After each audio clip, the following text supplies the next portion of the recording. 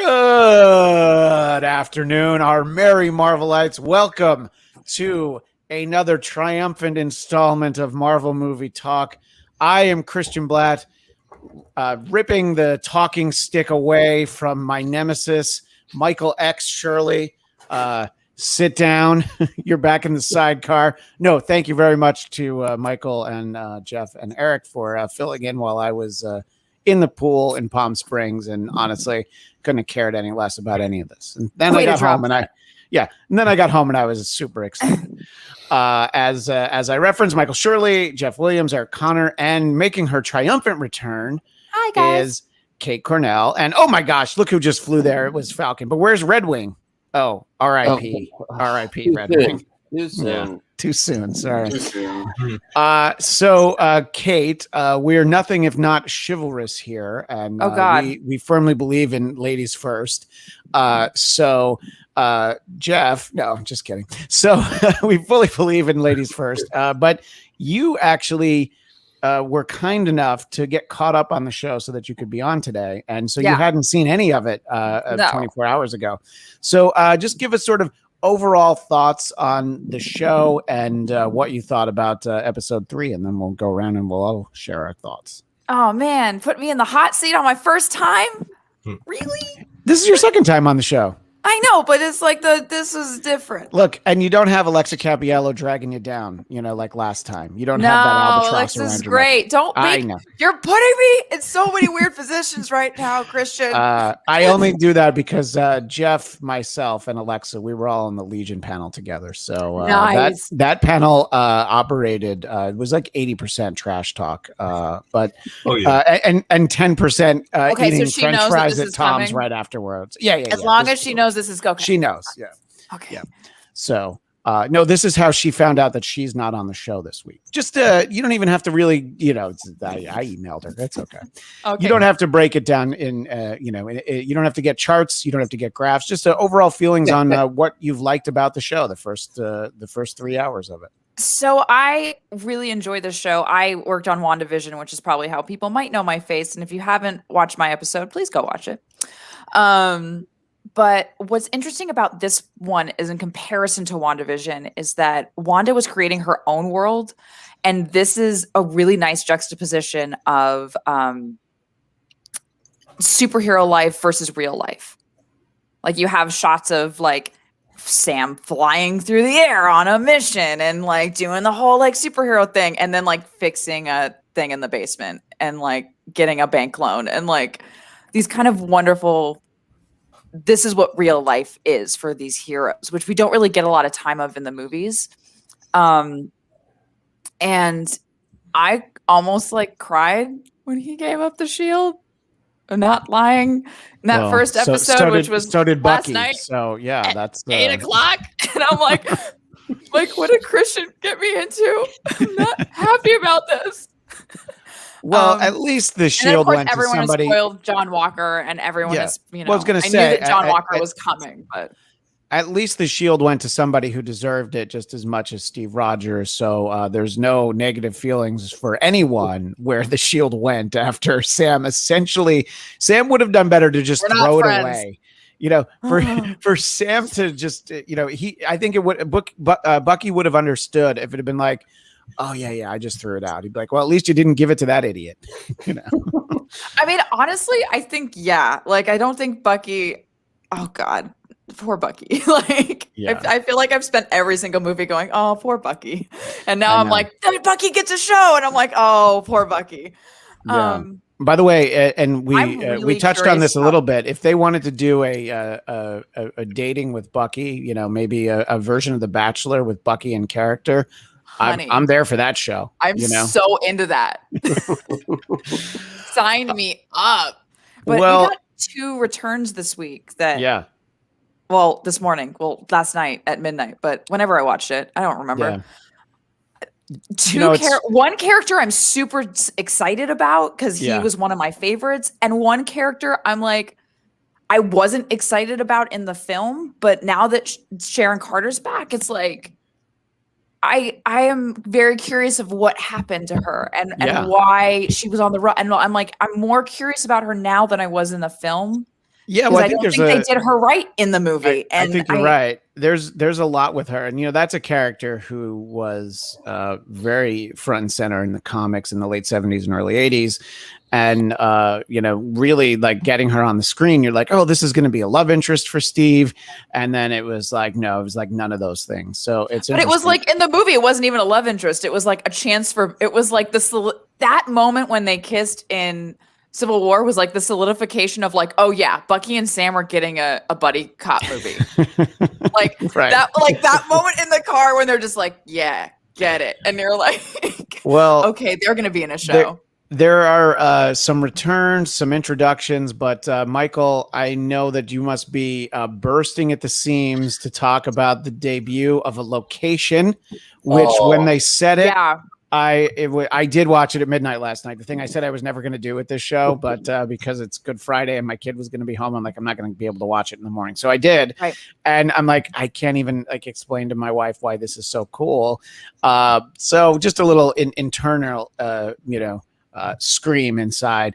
But Madripoor, did you ever expect we would get that, Michael? And what did you think about getting to actually do the walking tour of Lowtown and Hightown? Well, that's my hometown. Like, that's where I thrive. Yeah. I was so excited. I was not expecting it at all. I thought we were going to be like in mountains and in like bunkers this whole show. So when we got all that, I was just like, whoa, we're going to get some mutants. We're going to get some mutants. And just the little shots of the bar and like certain little places in Madripoor that are more known in the comics. Just seeing that, they exist. That means we're probably coming back. So, yeah, I mean, I think that it was one of those things where I didn't expect it because there's no reason for it to have been a location with these characters. I mean, it's largely associated with Wolverine. I mean, his ongoing solo book starts and he's in disguise as a character named Patch that, look, if you have that hair, everybody knows that you're Logan, but that's all right. That's besides the point. But I mean, it was introduced in the New Mutants, and it's an X-Men universe. You recognize Logan by his hair. I recognize him by other things. We're gonna be fine. Well, I mean, it's definitely the nobody has that hair except for him, really, except for the Beast. Oddly enough, so they got I was gonna say. What were you gonna say, Michael? I want to say that I think that Sharon Carter is nowhere near enough cool enough to live in Madripoor. I'm really like thrown by that. But here's my thing is like I had that same thought of like, because I know her from the films and like I don't think they did her right by the film because it was always Peggy was like, you knew that nothing was ever going to happen because Peggy was always the thing. Yeah. And it was always like, here, let me give you your weapons back, and here, let me like, go behind the government's back for you. But it's I'm really not a fan of the casting. Sure. Well, I know, but casting aside, when she showed up, I was definitely thinking of you, Michael. I saw him like somewhere. Michael Shirley is very upset. Is not. I literally said out loud, "Oh my god!" I heard it. I heard it 2,000 miles away. She was living there. So she's Jeff. Becomes a power broker. Are you going to be really upset? Well, that's where I was going to go next. God. Because there's that moment where she gets in the car afterwards and she's got, I don't know, somebody who doesn't seem to work with her but works for her and says we have a problem. That was the moment where I'm like, oh wait, this just got so much more interesting. It's like, okay, did it though? Well, it did for me because it's like it was an interesting fight scene. It was fun to watch, but when it's like, oh, what if Sharon Carter is the power broker? And which would be an amazing twist. It would be amazing, especially Jeff, if John Walker comes winged helmet in hand, begging for some powers, because we're already starting to see his second episode, full episode. I'm not completely unconvinced that he doesn't have them already. Well, if he doesn't have them, no, I'm sorry. If he does have them, he should probably break them out. What do you think, Jeff, about Sharon Carter? And then, this idea that maybe there is more than meets the eye, as we say in the Autobot universe. Yeah, I actually think they're gonna go against what happened in the comics. I don't think he's gonna get it from the Power Broker. I think they might use it where he gets it from Carly or like takes it from Carly, because the Power Broker doesn't have it in this moment. He doesn't have it in this moment.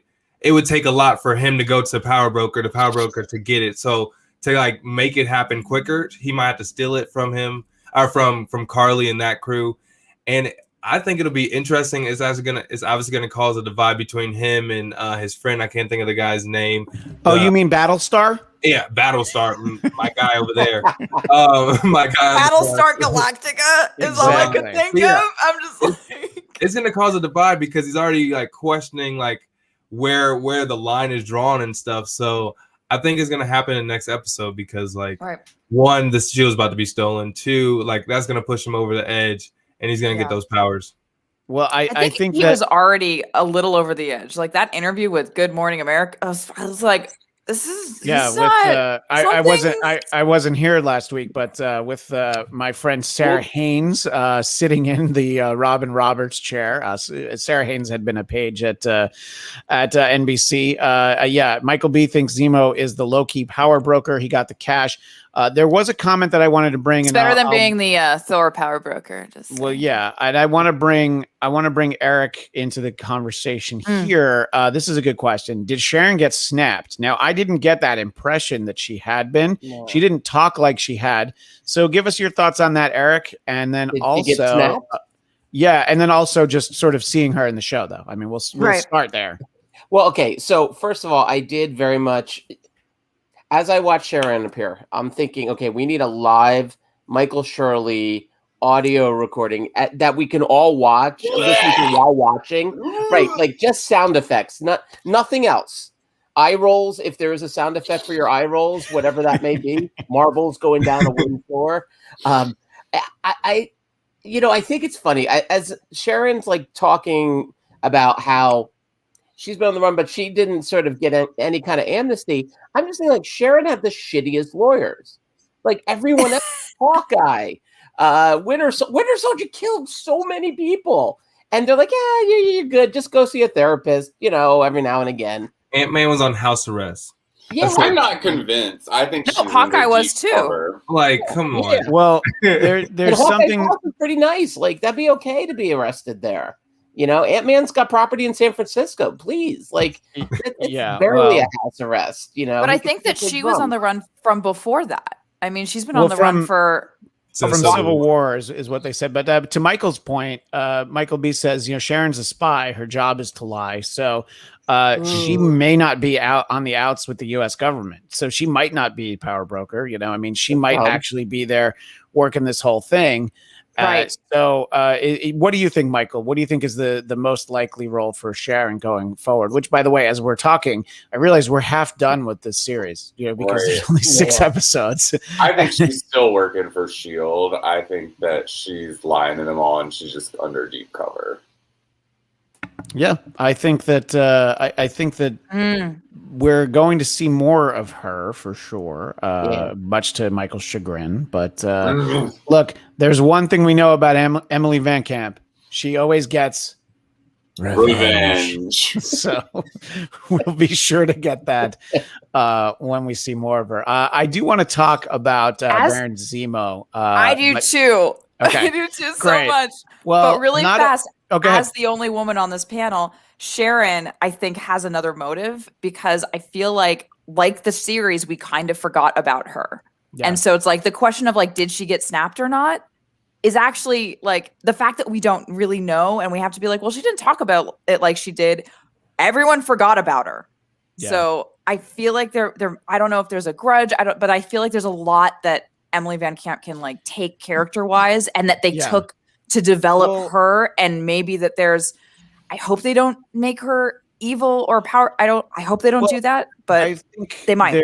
There's 2 scenarios here because of the fact that she disappeared and fell off the face of the earth. Either Sharon Carter was snapped, or she signed with William Morris, and now she finally has better representation and will, of course, this is a very LA joke, but that's all right. It's fun. Still I TV prices. Still Yeah. TV salary, though. Still TV salary, though. Yeah, absolutely. Agatha all along.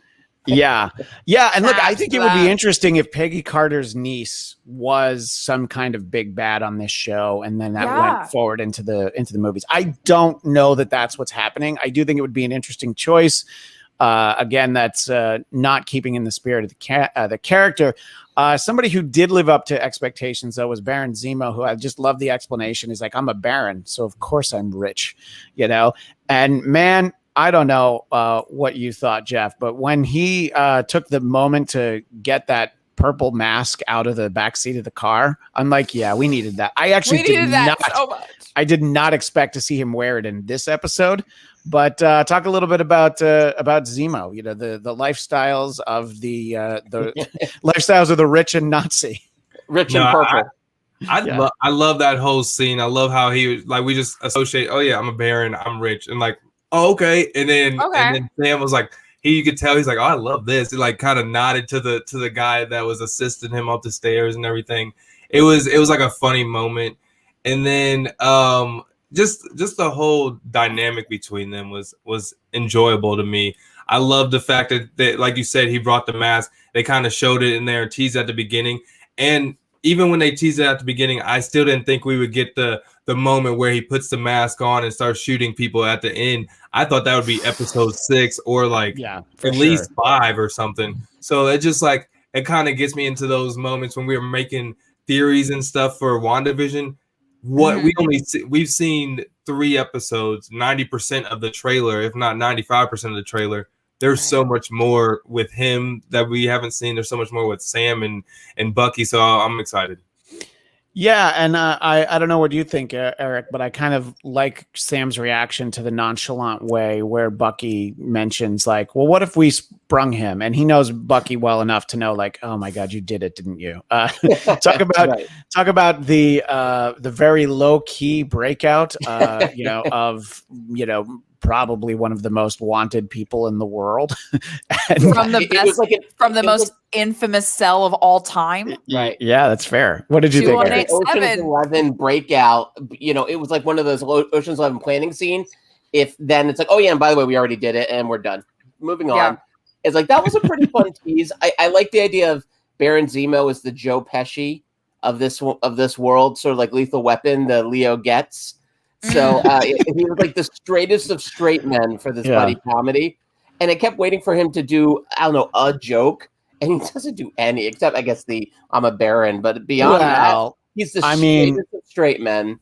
Somebody commented in the chat that he did have some great moves on the dance floor, which is reminiscent of the Fat Boy Slim video with Christopher Walken dancing in it. It's really what that felt like. Boys. Let's not forget the Fat Boys either. Well, the Fat like Boys, they're forgotten by history. But the Fat Boys are back, and as you know, they will, of course, never be whack. Also never whack is our friend Kate. So talk a little bit about Zemo. I just said you're not whack. You can't. I mean, there can't be anything wrong with that. I just didn't expect that language from you, Christian. Just give me a second. I mean, dude, look, just because I own, exactly. I grew up in New York. Of course, I have Disorders on VHS. Come on. Okay. God. So talk a little bit about Nemo, just Zemo. Yeah. Well, I have kids. Come on.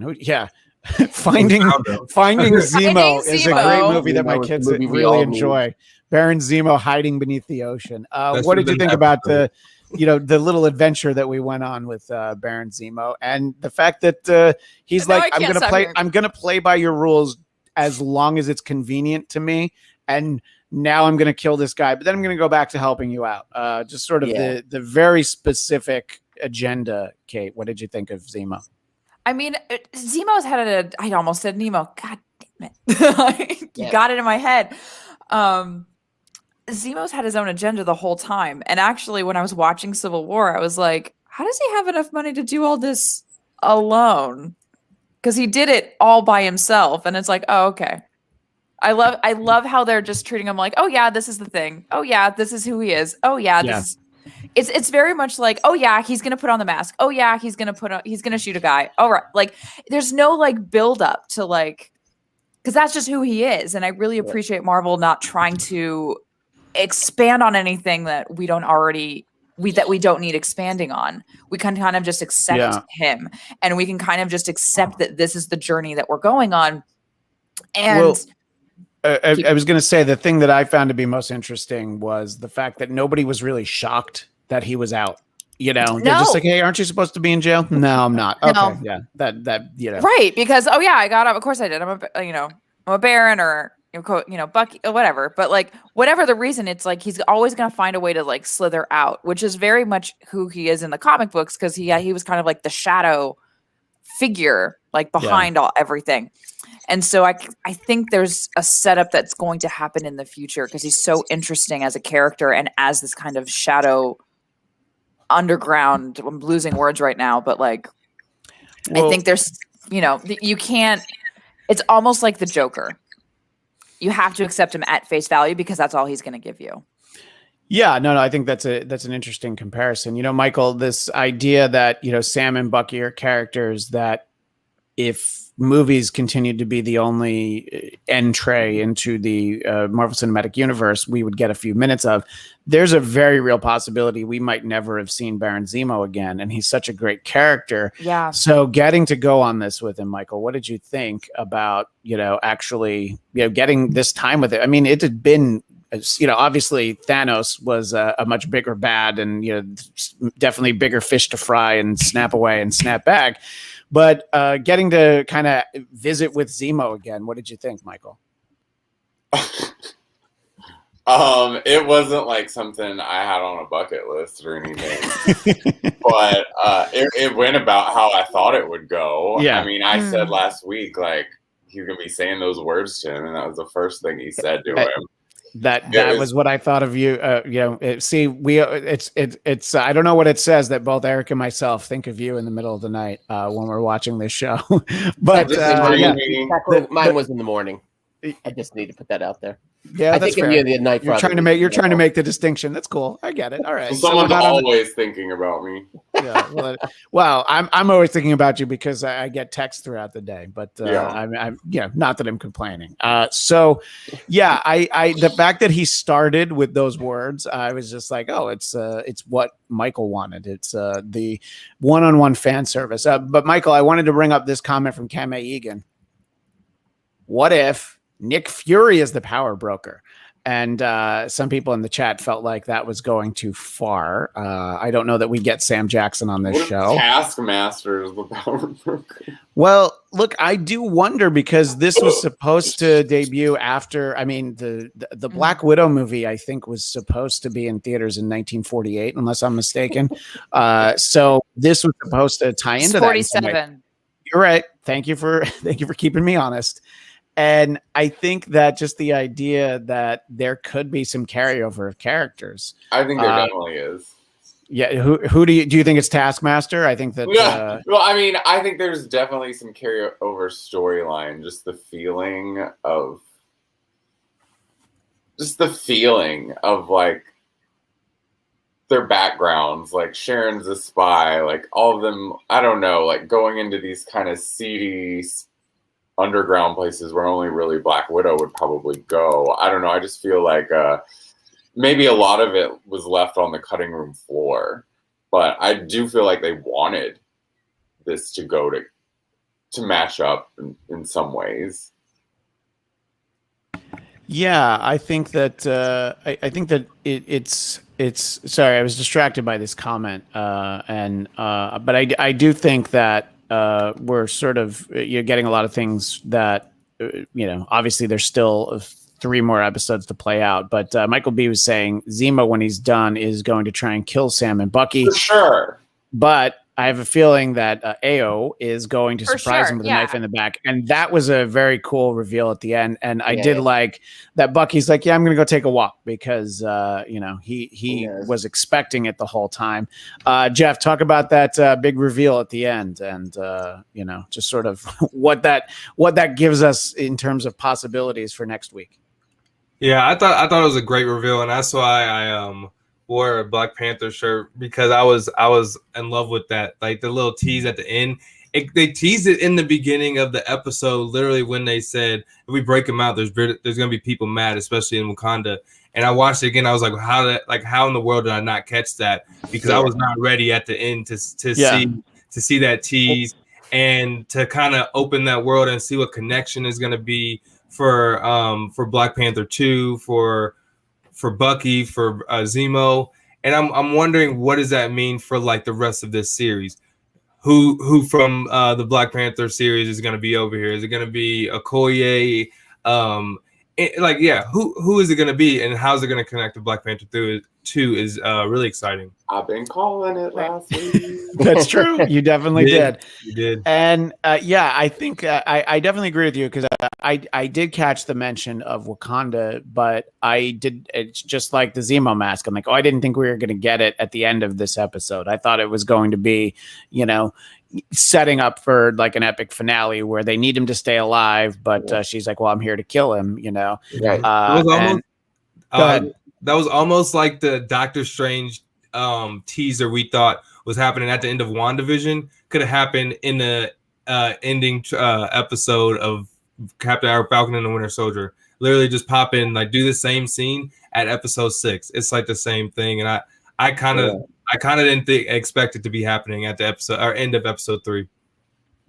Yeah. What did you think, Eric, from the fact that when Bucky realizes that he needs to not go inside with them and have a little walkabout? Did you suspect that that's what was about to be dropped on us, or no? That I definitely did not. Even with our discussion last time about how Wakanda would tie in with this, I didn't think it would happen here, and that's what's so great about it. Is right. It is a pretty spot on cameo, checks off so many boxes of what makes a cameo work. And then also too, you realize she was given such sort of, I don't know, the short end of the stick in Avengers Endgame. Remember, she was on the poster and then they didn't put the actress's name on the fucking poster. And then she shows up barely in the movie. So I was kind of excited, like, okay, this means she's going to be hanging around for a few episodes, which is great because she's such an awesome character. And so it got me excited. It got me really excited to see next episode. And it also got me thinking about how did Wakanda not get him in the first place as a prisoner? I mean, he killed their king.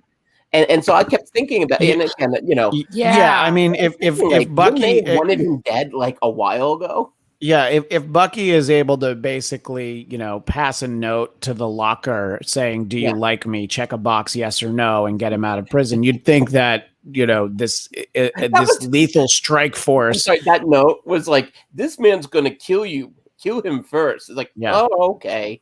Yeah. By the way, that's one of those moments. I don't know what you think, Kate, but I would have preferred that we actually don't see what the note said. It'd be one of those. It would be like I would not have put it in there. I mean, the briefcase in Pulp Fiction. I would think is much better than anything they could put down. Yeah, exactly. Oh, yeah. I think we could all take a moment and do a homework assignment and be like, what would be a better note? And we would come up with 5 better versions. Not even better, because I'm not saying that like Marvel doesn't know what they're doing, but it's just I don't think with all the things that they're dropping a lot of Zemo stuff early. And they're holding Sharon Carter late. They're holding IO8 late. Sorry. And I feel like those are the things that are going to be set up for future movies because we don't need to know what Zemo, we don't need, what is his motivation? We have his motivation. But we don't know anyone else's motivation and what they're going to, so they're going to keep traveling. And I feel like the note and those little details are stuff that, as the audience member, it's more fun to play with. It was similar to who's Ralph in who's the husband? Is Mephistes going to come into WandaVision? And then it's like, oh no, he's just an actor. Mephisto's the power broker, Michael. When that happens, when Mephisto's the power broker, you're going to see Michael just. There will be no more Tennessee that night. Yeah, I don't know. I think it's exciting to, like Michael, you were saying, who else are we going to see? I mean, I think that AO may have traveled with some backup, not that she needs it, but depending, considering who the target would be, I think that I think that it's going to be sort of an interesting dance with Bucky, where it's like, we know how bad this guy is. Yeah. But I also go ahead, Kate, before I. But also, just piggyback off of something that happened. Like, why didn't Wakanda get Zemo as a prisoner? T'Challa actually was the last person that we saw not hang out, but like have the last scene with Zemo. Right. And Yeah, I think he made it very clear that he wasn't. If he took Zemo as a prisoner, he would have the temptation to do something worse to him, and he wasn't going to be the same person as and that was his arc for Civil War. So I think he did end up giving him to Ross, or he ended up giving him to. He took that temptation away from himself, because that showed how those two characters, both dealing with that loss and both dealing with that grief and revenge desire, were different. So I think it was really apt that T'Challa didn't take him, but there's still people in Wakanda that believed that they should have. Just as similar as just as interesting as it is to be like, I didn't even realize until watching the series, some people actually liked life during the blip. Mm-hmm. And that's what's fascinating to me. I think that is one of the more interesting things about it. Is it's not something that we've subscribed to. In terms of the movies, they're able to put a lot more time towards it. And yeah, I mean, look, you have people in the real world who feel like the population is much too high, and the Thanos idea is like, well, there's something to be said for it.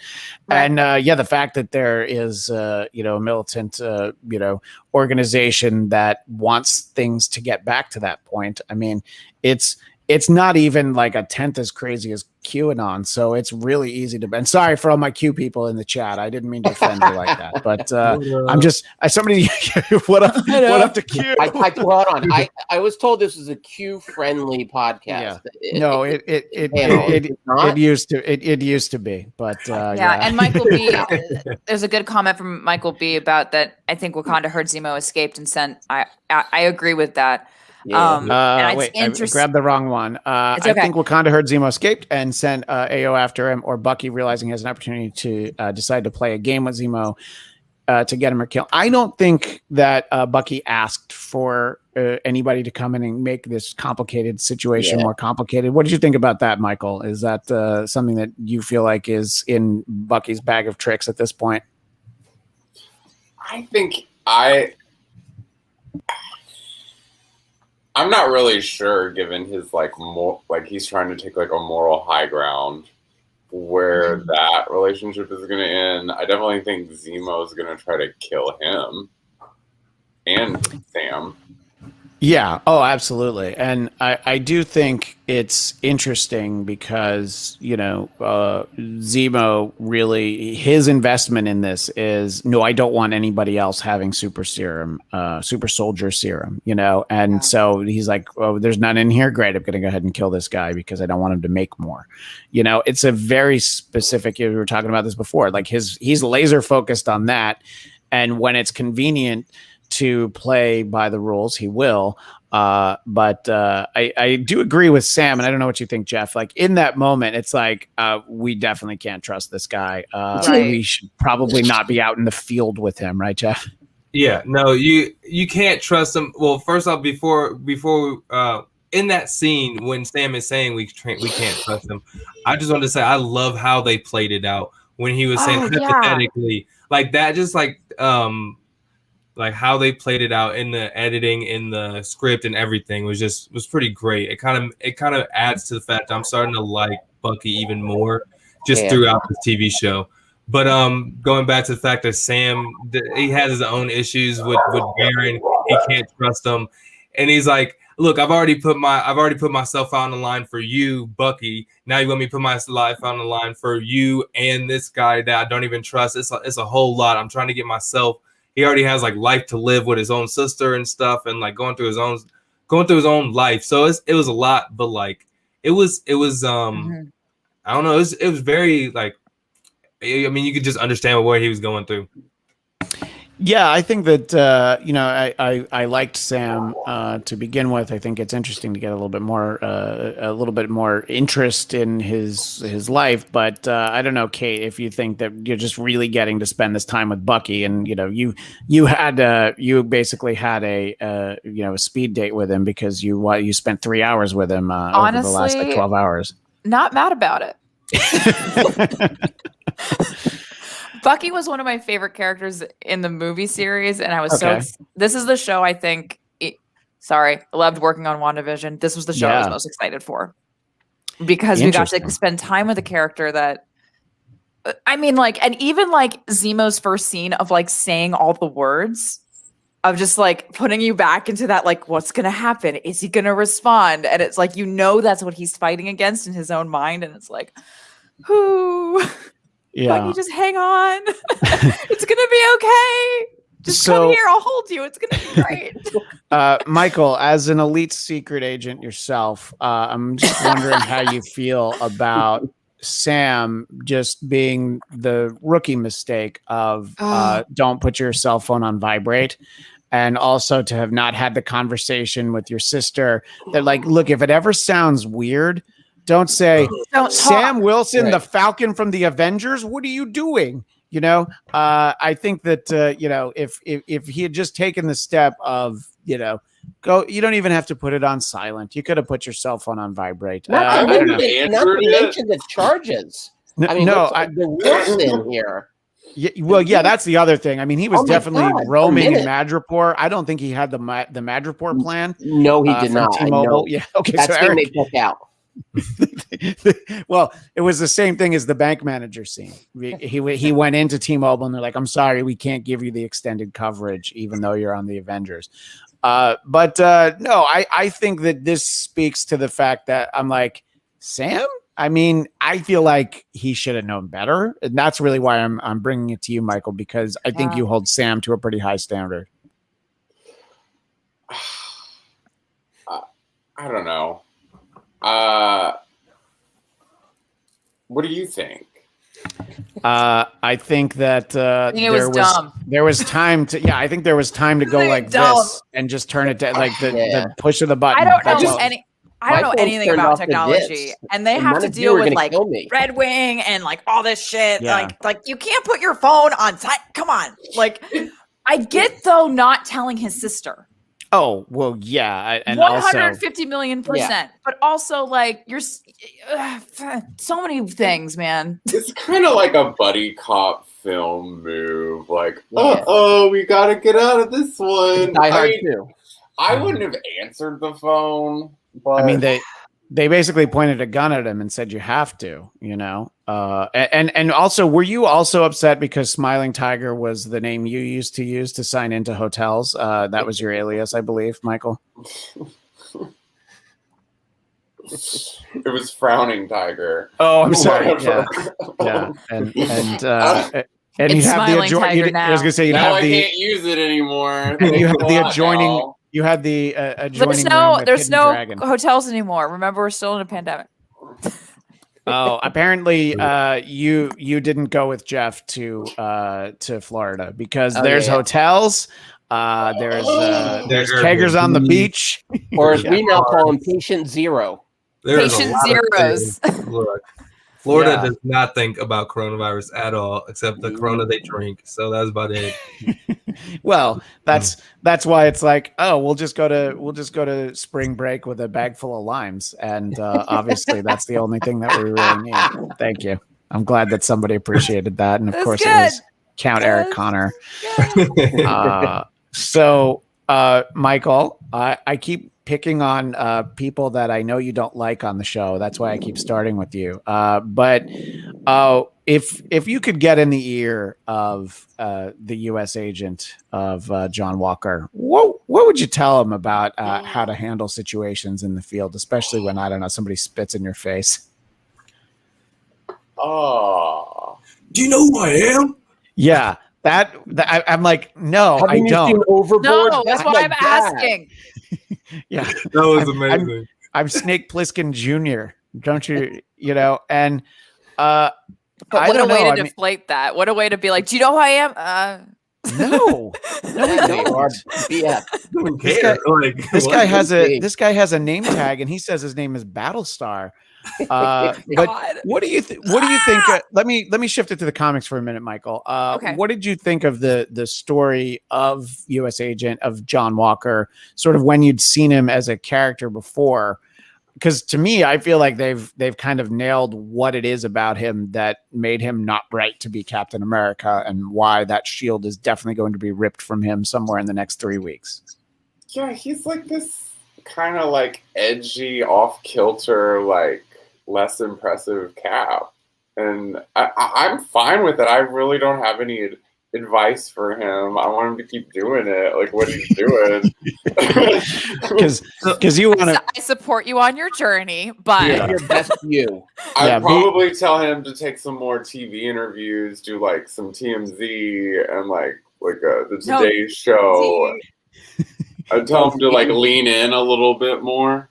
Yeah. You know. Well, so they're like, they. God, Yeah, they should just choose different media. You know, I think The they chin should. strap's the start a issue, to be TikTok, honest. do some dance I challenges. like. All right, so he looks really kind of like awkward with that chin strap, just given like Wyatt Russell's just like face shape. But I like it. It looks like kind of like he looks like cheesy and kind of like you can't Right. really trust him. Like I think they nailed that like headpiece Yeah. for him. Yeah. I want to bring this question from our friend Corby, who is watching on Facebook. Thanks, Corby. My question was, how do supervillains not recognize the Falcon in the first place, just because he's supposedly a doppelganger for Smiling Tiger? Because, yeah, when he looked at the picture, he's like, oh, he does look like me. Yeah, but you know who you look like more? Sam Wilson, the Falcon, because you don't wear a mask, dummy. Yeah, but people in America don't even know who Falcon is. It's like No. they're like That's a if you great wear point. those goggles, they just act like you're a whole different person. And but look, if Superman can do it, Sam Wilson can dance. That's a great point. Definitely, yeah. He didn't even put glasses He on. slightly all he changed did is his put beard clear line. glasses on. But if you I put a mean- mustache on Superman, it's game over. You can't recognize him. No Right. way. Well, To be no, fair, if you put a mustache on Superman, you have to digitally remove it from the Joss Whedon cut of Justice League. So, Oh my that- God. Hey, I mean, guys. Joss Whedon removed a whole beard from freaking Captain America in Avengers 1. He was just like, "Meow." Well, you know, we could save our Whedon talk for a different show. and I am so there for Whedon talk. a guy who made one movie I liked, the original Avengers, but we don't have time for that. So he also did the original story for Atlantis, Atlantis, That- like the animated one. Stargate thing or that's what I was thinking. Stargate Atlantis. Yeah. No, the animated one with that was also him. it's a child's movie. It's a kids movie. Well, Your kids have You know. probably not seen it. no, came my out kids have way- not seen that. Yeah. I think no. you guys are being a little hard on America though, because you got to remember America. On the whole country?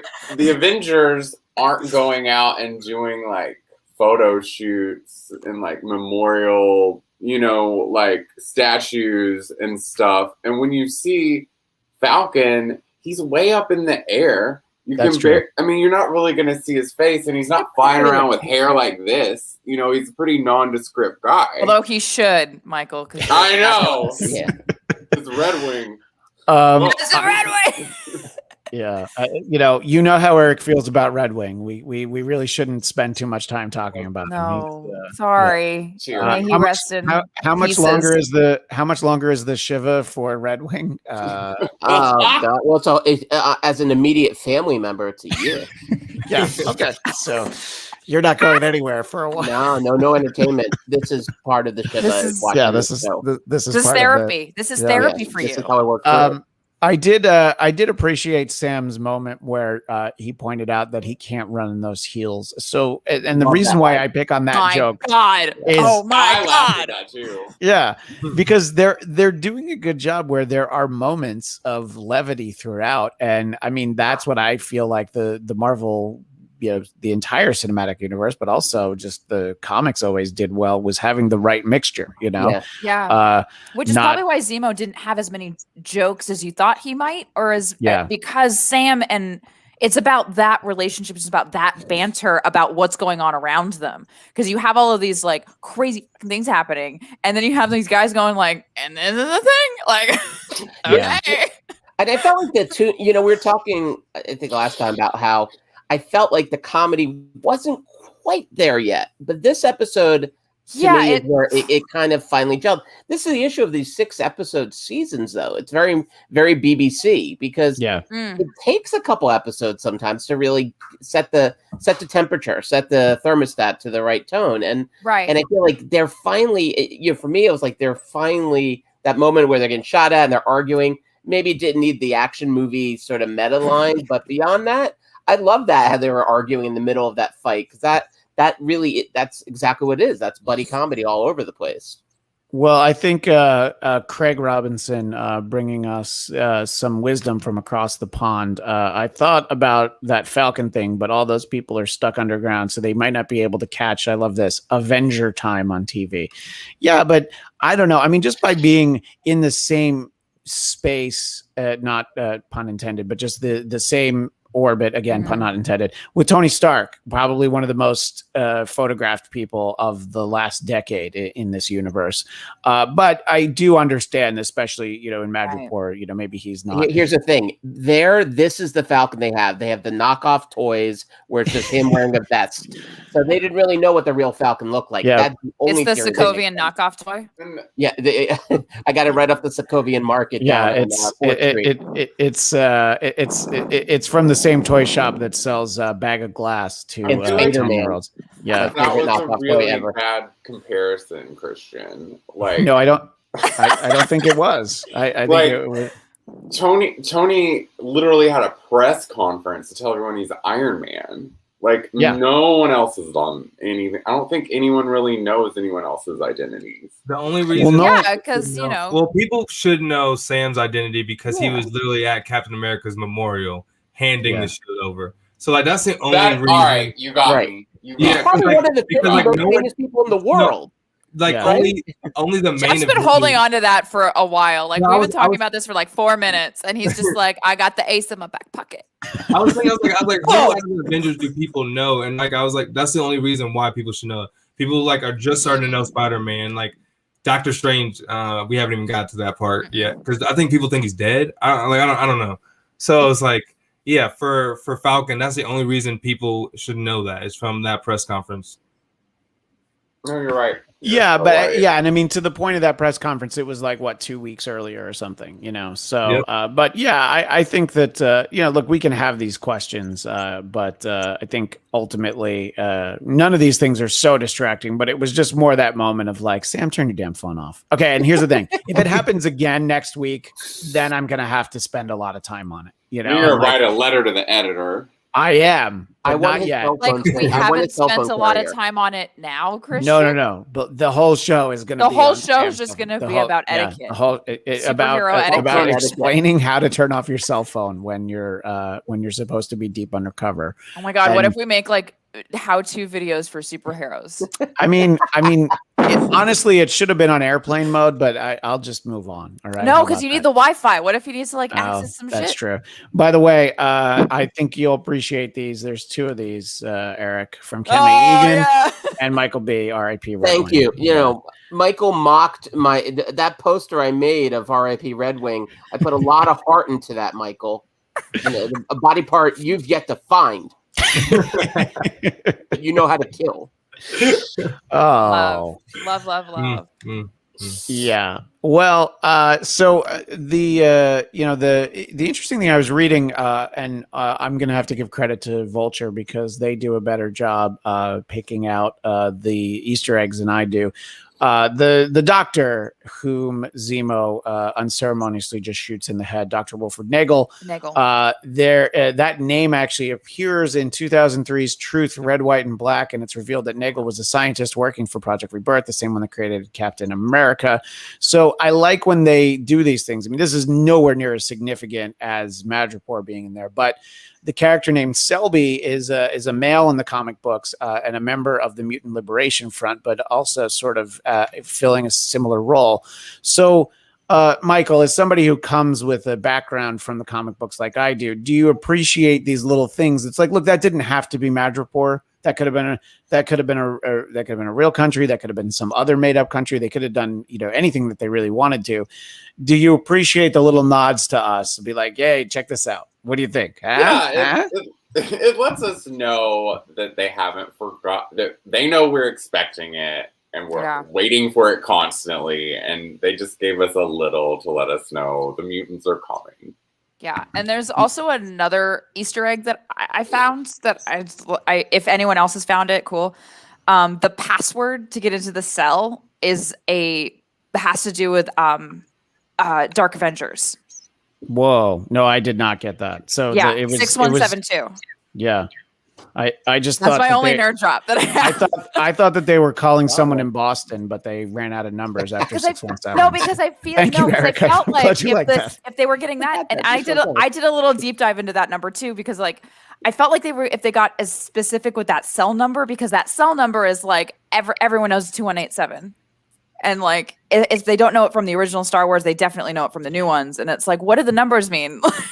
Well, you're talking about how in A New Hope, Princess Leia is in cell 1138, which is his student film, George Lucas's film, THX 1138. Yeah, I have, of course, written an entire dissertation in that sequence. No, but FN 2187 was the name of the stormtrooper, which was the same name as Leia's cell, which turned into Finn. Well, that's going to be the same show where we talk about cell phone etiquette. We'll talk about passwords in Star Wars, and I'm but bringing up Dark Avengers, I think that is interesting that there's a tie into that, because it just shows they're like, we're thinking about trying to do everything. Well, Eric, I want to start looking to the future. Before we look way back to the past with Michael, all the way back to 1988. But before we do that, I want to look to the future. We are halfway through the show now, as I mentioned. So what is your hope for next week and the 2 weeks? Like by the way, when April's over, the show's over. So like we're now in the month where the show ends. And get ready for Michael to talk about MODOK with us every week. I'm sure he can't wait. But before Mike already has a MODOK tattoo, I thought. Wow. That's just a rumor.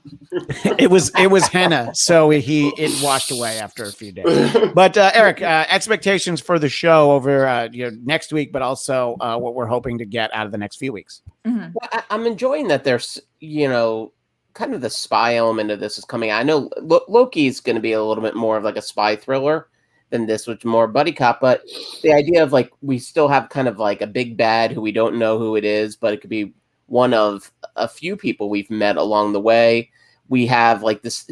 John Walker didn't get much screen time, but he's a perpetual thorn in the side, but also potentially a bigger problem than just a thorn. Right. So one thing I've been really enjoying halfway through this now is I feel like the cards have sort of been put up, some of them face up on the table, and there's a lot of them.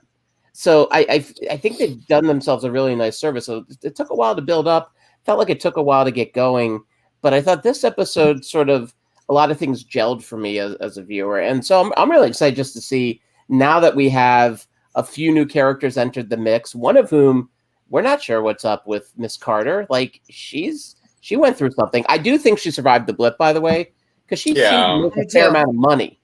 So I think she took advantage of blip life and like. No, she's also a Baron. Yeah, she's Baron Sharon. Yeah, Baron Sharon. Baron. They just give her money. My everything. I'm literally going to change every handle I have to Baron Sharon. Yeah, no more counts. It's Baron Sharon Connor. Yeah, you should be Baron Kait on the screen right now. Yeah. Oh no! Jeff, what are you expecting for next week and then beyond as well from Falcon and Winter Soldier? Kind of what Eric was saying. There wasn't a lot told about the new Captain America. And I feel like this next episode, they're going to do a deep dive, because for him to do the full evil turn, we've seen kind of glimpses and like small nods to it. But like, to be honest, at the end of this episode, it kind of gave me more of like Captain America Civil War aspect, where he's like, okay, we just got to do some things outside of the law. it wasn't okay. I'm a horrible person. I'm gonna be a bad guy now. It's like it was just like kind of reckless. I need him to do maybe a full turn, maybe a full episode of where we kind of get his motive. We understand where he's turning, and then at the end, we're gonna see Bucky steal the shield. He said it on the plane. He's like, if you don't do it, I'm gonna steal the shield. I think it was one of those moments of like, we're teasing it. Next episode, it's gonna be there. So I think that's where we end off on the next episode of like, I'm stealing the shield for you guys. What do you think the odds are that Bucky steals the shield, but he replaces it with your shield that you made that's on the wall behind you, and really that cool, dude. And that Wyatt just doesn't even know? And I know he's John Walker. Wyatt Russell doesn't even notice the difference, and he just keeps running with it. And I'm like, boy, I sure wasn't able to bust that door down, but whatevs. Look, this is durable. It's a sledgehammer, axe, and a bat. So like he might believe it for a while until the paint goes away and you see the orange. Something. Did you verbal taunts? Yeah, it's true. It doesn't keep you safe from verbal taunts. But Jeff, did you have that shield on your back when you were in Miami, and sort of just to keep the flip cup spray on the beach off of you, so that you 6 feet? I was just like needed that. I was like, I was okay with 3 feet with the shield because that's what the CDC said. If you have a cap shield, like you're good. It's only 3 feet. Oh, okay, that's great. All right. Yeah, like mask or 6 feet cap shields can go down to 3. I'm gonna see what the specifications are if I get a Galactus helmet, because that's what my plan. Yeah, right. That's what my plan is. And Kate, as somebody who just jumped headfirst into this show over the last day or so, where do you hope it goes? And are you gonna just binge it all when it's over, because that's how you did the first half? You might as well do the second half that way. Or are you going to be forced to keep up every week now? No, I'm hooked now. I'm every week, and it wasn't that I wasn't hooked before. I was just like working my behind off. All so right, now I'm here. Now I'm here. Get pissed at me. Like, yeah, that's what I say to you. I really want Bucky to have the shield. I love the idea of Sam having it, but I don't think Sam believes in himself yet. Yeah. And I think that Bucky is going to be able to do it. Like, I feel like Bucky's not only going to be able to like give him that confidence, but also like that Bucky has to take the mantle now. But I'm curious about why Captain give Bucky the shield anyway. And like, whatever. But my thoughts for the show is there's definitely in Civil War, and I'm going back, I know I go back to Civil War a lot, but whatever. Captain America, Steve Rogers, went up against the police and went up against the government in order to do what he thought was right. And John Walker is doing the opposite. He's siding with the police to do everything that's wrong because he's intimidating witnesses. He's, not really being what Captain America is. And so I think that as much as Zemo is not, they know that they can't trust him. It's going to be that track of like, do you do what you think is right versus do you do what everyone says you should do? It's going to be the Know You Move tree monologue for 6 episodes. So I think that Bucky and Sam are the big part about buddy cop movies is you have to go against the rights, the law, go outside the law to do what's right. Right. And so I think they're going to play into that. I think Zemo is actually going to be a more lengthy character in that regard. And I think, yes, they can't trust him, and no, he probably will kill him eventually. I don't think it's going to be in this. I don't think he's going to try in this season. There is no way that this series ends with Zemo back in his cell. Or if it does, well, if he ends up back in the cell, then during the credits, he'll like walk right back out. But you also said there was no way that Black Widow was going to premiere on Disney Plus. Well, it's certainly not solely premiering on Disney Plus, but I wanted to get your thoughts on something in particular, Michael, because Daniel Drew hopes we see the U.S. Agent Black suit. I do think that he should not be Captain America. I do think this idea that Bucky's going to steal the shield, I think he'll ultimately give it to Sam because he knows that Steve wanted it. Yeah. But I think he'll have some fun with it. He's like, what do you mean this shield? No, you threw it away. No, this is my shield now. This is my shield now. I think eventually he would give it, and the action figure that you guys showed off last week gives us the indication that is the case. But what do you think about all of that, Michael? The black suit for U.S. Agent and where the show goes over the next 3 weeks? I think that definitely Sam is going to get the shield back, and he's going to own it in the end and be proud of it. And I think that'll be like the end of that. I think that the U.S. Agent suit looks so similar to what it kind of looks like on his Captain America suit looks so similar to the U.S. Agent suit. I don't think we're really going to get a new suit for him. I think that's we're just going to get a new name and he'll get a new shield. Okay. I don't really know how it's all going to play out, but I have a feeling at the end, Bucky's probably going to kill Baron Zemo, and that'll be like his last kill, and then he's going to go to Wakanda forever, or intentional, or and then he can, and then he can, and then he can just throw away his little checklist because he's like, yeah, you know what? I feel like I made amends with the world by killing Baron Zemo. Well, this isn't My Name Is Earl. Like, he doesn't have to finish the checklist. Maybe he'll finish the checklist during this show. I don't know. Who cares? Or maybe I like the idea of the Wakanda stop. It's like 100 years worth of mistakes he's trying to correct. I don't have time for that. Well, I hope Bucky gets a girl. I'm gonna say it. I think. Well, it's not the girl he went on a date with. Out of this. Yeah, I know. It's maybe he just hasn't met the right girl in 90 years. I think he needs some alone time. He's been asleep for like most of it. Okay, like give him a break. He's been asleep or working.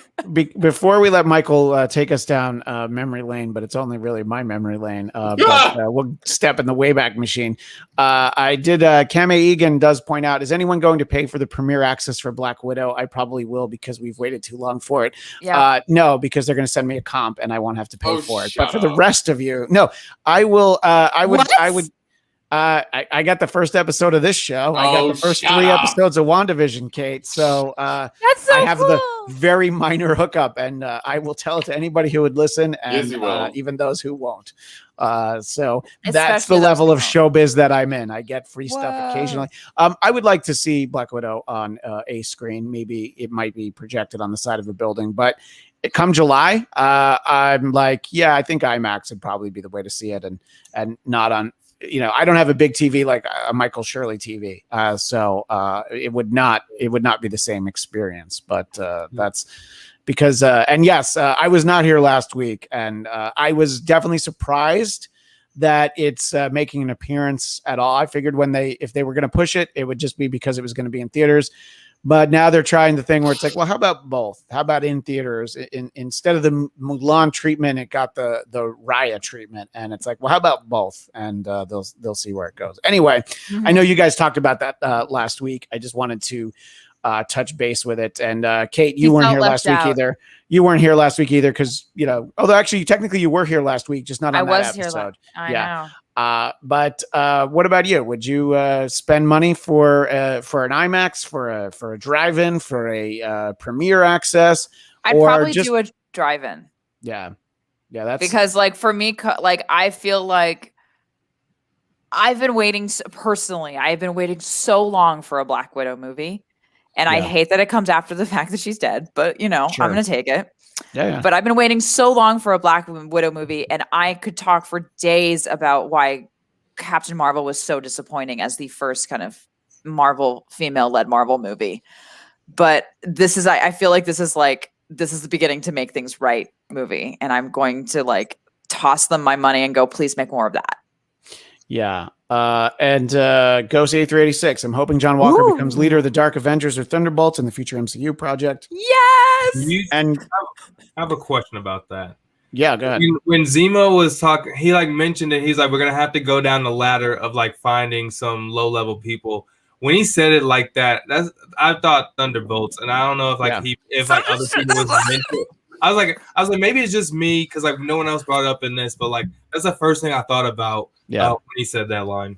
Yeah, Definitely. Yeah. Well, I think the path forward for a Thunderbolts project will be well, how does the second Suicide Squad movie do? Because there's obviously a very, very similar blueprint for both of those. All right. So the thing that nobody's been waiting for except for Michael Shirley is another story time. And you know what? If I was smart, I would have done a PDF of my copy of the same book. So tell everybody, and Kate doesn't really know exactly what this is, but she's going to be along for the ride. I'm so in for it. Hold up what it is and tell everybody how much money you spent on it and why you purchased it.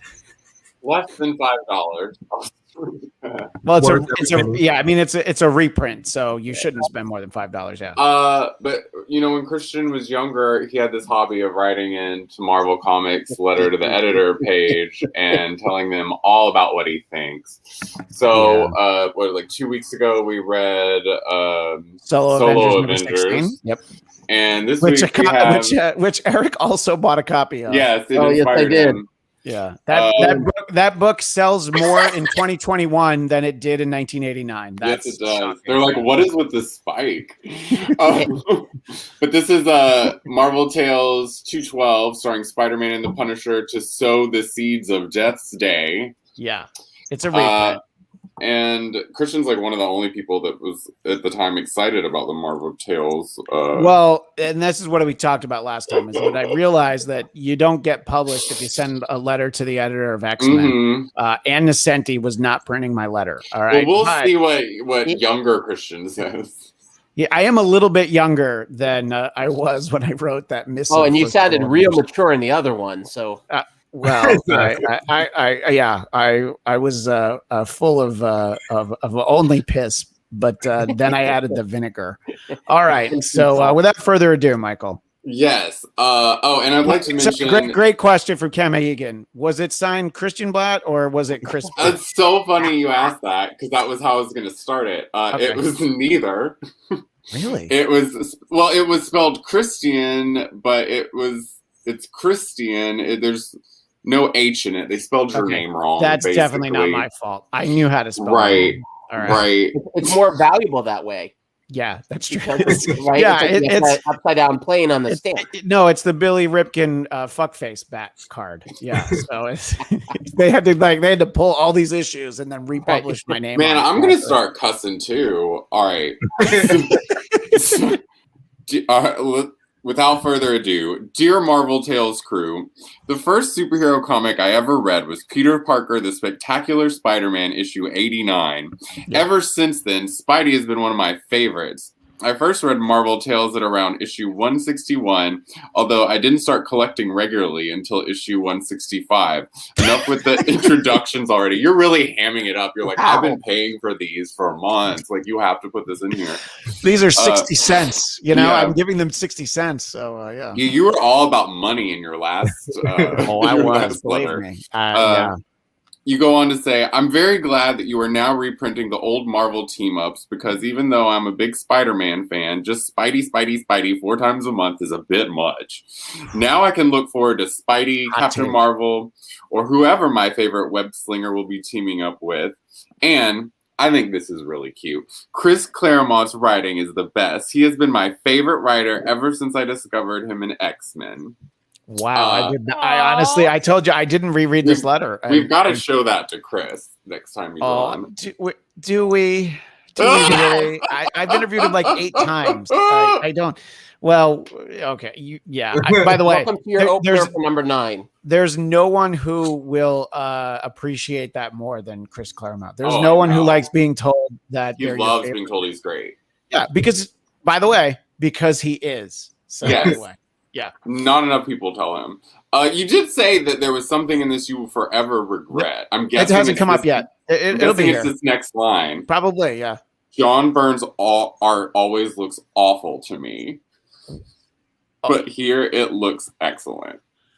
So I don't think I understood what it was about it. No, I don't regret that. When he's inked by Terry Austin, it's amazing. Like I hadn't read those Uncanny X-Men books that he drew. When John Byrne inks himself, like he did on his run in Fantastic Four, I can't stand it. I don't like that style. It's like this weird cartoony thing that I just Too was heavy never a on hand board. for you. Yeah, and but Terry Austin being like the premier inker of the 20th century, the late 20th century, he made his pencils come alive, as it were. That's probably why it got printed, because John had left Marvel for DC at this And point. they were being catty. And they were like, "Yeah, fuck you." This 12-year-old kid doesn't like your art. That hurts even more, Yeah. By the way, let me just interject. Remember how much I said Chris Claremont would like hearing how he's my favorite writer? Yeah. He might not hate hearing that other thing. But anyway, let's move on. I would like to compliment you on issue 204, which starts Spider-Man and the Man-Thing. Some of my friends have told me that the Man-Thing was an awesome comic. Yeah, that's it right there. No, that's it. First of all, I didn't have any friends. Second of all, nobody had ever read Man-Thing that I hadn't. Think it's great. I hadn't met anyone that had ever read Man-Thing. I think I talked to a guy in a comic book store, and I was just trying to be more conversational. And I'm like, "Oh, Man-Thing, is he like Swamp Thing?" No, he's different. But you're like, if they ever do a Man-Thing comic, I'll definitely get published because no one likes him. And no one likes him. Yeah. Didn't they give him his own movie? Man-Thing? No, not yet. I thought it was. No, I mean like back in the 80s. If they haven't given Squirrel Girl a movie, they have definitely not given Man-Thing. No, that's the interesting thing, right. Kate. There might have been a Man-Thing project. No. Okay, I'm looking it up. It didn't get made. Yeah, I think you might be right there. I'm totally right. I'm not crazy because it's 2005. No, I'm right. Yeah. 2005. That shows how much you care about Man-Thing, Christian. Wow. Yeah. Well, no, It was awesome. I don't know what you're talking about. You got 1.1 million at the box office. This is big time. Yeah, wait, 1 million. It made $1 million. $30 million, and it made $1 million. Wait, It's like a cult classic. Big time. It's a 2005 horror movie. I want to see the Man-Thing movie. It's literally that Man-Thing. I'm not Well, I kidding. think only 5 people saw it. Like, so Yeah. We do a live. I think maybe we do a watch party. Yes, we'll definitely do a 1 million up by maybe Let's get do one it. of the, I'm so into this. I'm Or gonna one of the be terrified out of my stars. mind. one of the stars of Man-Thing could be on our show as a guest. who are the stars? Okay, well, I just sent you the You think link. they'll get off at to Taco it. Bell long enough? Yes. It stars Matthew Leneves and Rachel Taylor and Jack Thompson. And We could Conan probably get Stevens. Brett Leonard. Could we get people with similar names? Could we get Matthew Lillard and Rachel Lee Cook? Because those names sounded similar to the ones that you referenced. Anyway, He's an Australian actor. And by the way, Daniel says that Kate should do a reaction video to Michael reading Christian's last letter, which was fairly epic. And warning, Ghost it is 8386 long. also Yeah, like look- I will agree to disagree with you on that. And if you want a whole diatribe on Captain Marvel, we'll provide. Oh no. Yeah, that's We'll that's provide. actually why Ghost 8386 says Kate is the new Zia who I was has about gotten. to say you and Zia should have a debate. Yeah, well, Zia agrees with you, and she has gotten much too big for this show or any show that I co-host because she spends her time with Chip Chipperson, who's not a real person, and he's much more famous than I am. Anyway, Michael, back to my letter where I pretend that I have friends. Yeah, let me wrap this up. Whatever happened to him? I'm really glad I finally got to see him in Marvel Tales because the back issues of Man-Thing are just too expensive. They're not. I think it's about time you gave Marvel Tales an annual. If you did, here's you telling them what to do again. That's what I did. If you did, you could reprint MTU Annual issue number 2. If you don't want an annual, you could do a special double-size issue instead. Now, I realize that would leave you with 6 pages short. So how do you fill those pages? You could create a new Spider-Man story, or you could have 6 pages of letters. Of Look, you could have 6 pages of letters. And speaking of letters, here's the reason I wrote. Oh, Jesus. I know, you really built. Yeah, it's longer than us building. This is the seeds of the Black Cast right here. The 6 pages. That was Chris's dream. There's his letters right here. 100%. I love it. Well, there hasn't been a real letters page since issue 171, which was about 33 issues ago. I want a real I want a real letters page, not a post office of the past. I wouldn't mind one page of post office of the past and one like brand new Marvel Mails letter column, though. If you're still awake after this long letter, thank you for your time. And until Spider-Man gets turned into bacon, make mine Marvel. Spider Ham. No. Spider-Ham. Until Spider Ham gets turned into bacon. Yeah, that's what I meant. It makes more sense if it's Spider-Man. Yeah. My favorite part of that was you went through this whole long thing about like, this is what I love, and please do this, and like and like you were like, I have friends, and I talked to all my friends about Man-Thing, and then at the end you're like, but if you're like not if you're like not feeling friends, this, I'm gonna list them all by name in my next letter. I feel Who like does I it just say went is the on a first date with Bucky Barnes. I well, went on I that think- speed date with him right there. It's like, I'm the Winter Soldier, but if you're Yeah. not feeling this, I'm cool. I think this letter went better than Bucky's date. I have to say. Who was the editor? Was it Danny Fingeroth or Jim Salicrup? Whose name did this is Jim Salicrup Salicrup section. They actually had a short little response to you. This from is Jim? thanks. Yeah, and they actually spelled your name right, where you didn't spell your own It's name not right. that when you I wrote in. spelled it wrong. It's Maybe the they just typesetter. did that to be catty to you. Oh yeah, Looked me like and you John didn't- Byrne. They had it in for Yeah. both of us. Did the response say so lonely? Thanks for the suggestions, Christian. As you know by now, we have stopped reprinting Marvel Team Up for the time being in order to publish all of Spidey's adventures with the enigmatic Punisher. It's a good call. As you'll note, this issue, instead of reprinting Giant-Size Spider-Man issue 4 in its entirety, we split it into 2 issues. You can catch more Man-Thing in our upcoming new weekly series, Marvel Comics Presents. Yep, That's weekly, right. no kidding. Oh yeah, we've got a brand new spiffy, Marvel Mails in this ish too. Hey, isn't life great? Okay, so let's talk about how Jim Salicrup used spiffy and he called issue ish. And I'm the asshole here, but it's funny because I think Jim Salicrup wrote a book about Stan Lee like a year and a half ago, and I was going to talk to him about it, and now I think I have to and be like, oh, we want to share this with you. Yeah, this awful interaction. Look, I didn't have anybody to talk to, so Jim Salicrup was the only one I could write to, and you had a pen pal, and you were like counting the issues since your like last one. I was just down the nine. I was just down 995, Christian. I would have hung out. Yeah, that's true. I had never been to Delaware at that point. We could have had bacon together. Well, could you?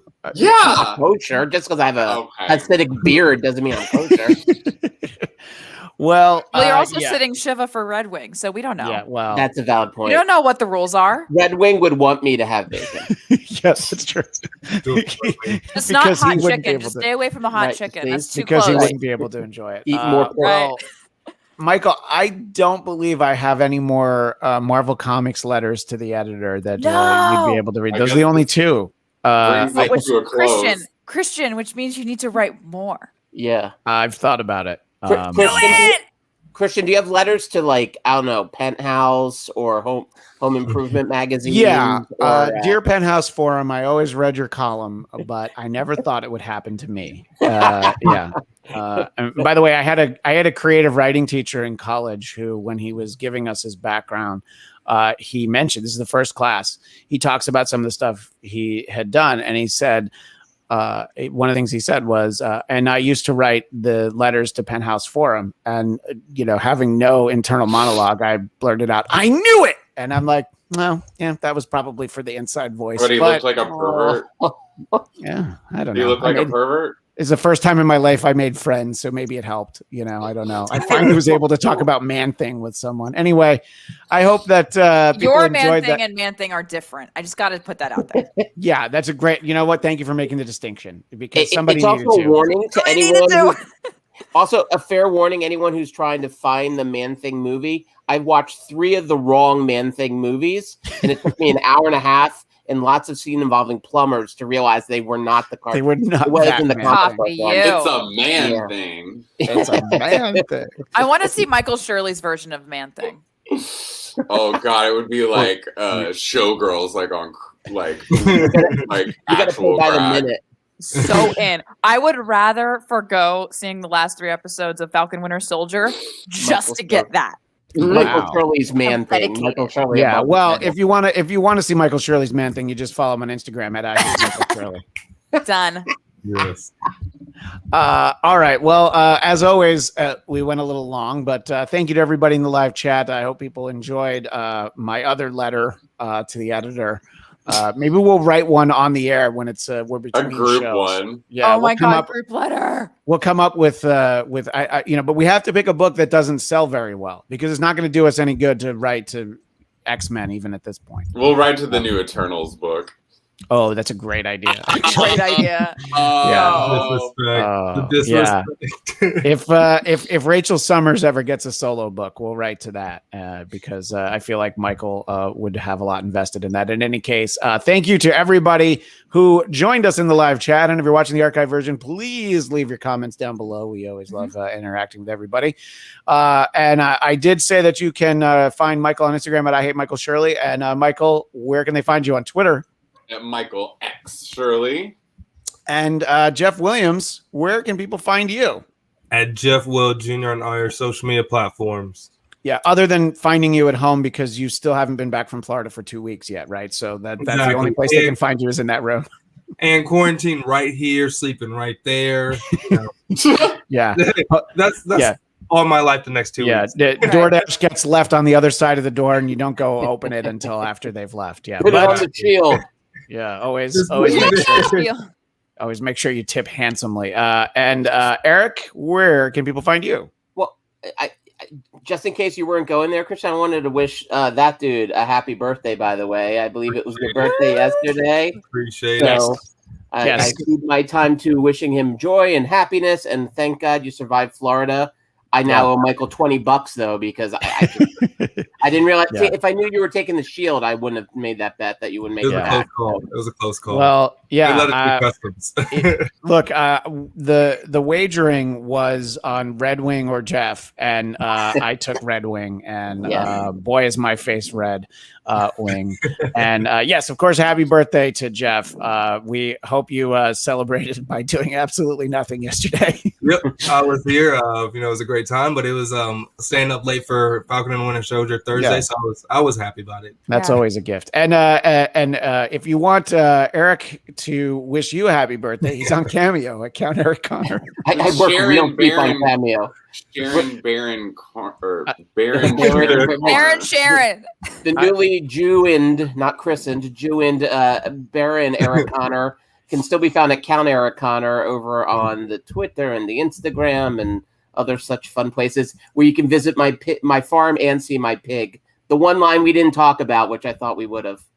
This isn't my farm and it's not my pig. That is a pretty great line. And stupid all at once. And I love that line. Yeah. And where can people find your documentary, Eric? Other Voices is hanging out over at darkroom.film. That is a real website. It is virtual cinema at its finest. You can watch it in the safety of your own home without having to be infected or infect others. Do they have Man Thing at that same website? Man Thing is the opening act. It is a double cool. feature. All It's three actually versions Thing of Man. it. All the fun versions. Thing Man. We got the Eastern European version, Thing Man, which is a much cheaper movie. Cool. Thing Man. And Kait Cornuelle, thank you for coming back on so quickly. It was because today was a company holiday, as they say in the business they call show. So thank you for not having to work today. But usually you're much too busy for us. But where can people keep tabs on you if they do want to share with you the link to the last letter that Michael read to me and get your thoughts on that? If you send me the link on the last letter, I will send it. And if anyone wants to know my thoughts on Captain Marvel or vice versa, you can DM me at, where's my thing? There it is. At Cornellable on Instagram. I'm also on TikTok. I also am starting a video series called the Cinematic Investigative Agent, where I give 60 seconds on what I think about any movie, game, TV show. And of course, you can find me, as it says on screen, at Christian DMZ. And if you're watching on YouTube, or even if you're not watching on YouTube, head to YouTube and subscribe to the Bladcast YouTube channel, where you'll get this show, and you'll always know when we're about to start. You know, we're halfway through our regular start time of 2:00 Pacific, so you can go back and watch the previous hour if you're only just joining us now. And I appreciate everybody doing that. And you can follow at Blackcast on Twitter, the Blackcast on Facebook. That is all the time we have for this week. We will see you next week to talk about Falcon and Winter Soldier episode 4. Until then, as the great Stan Lee would say, Excelsior! Excelsior.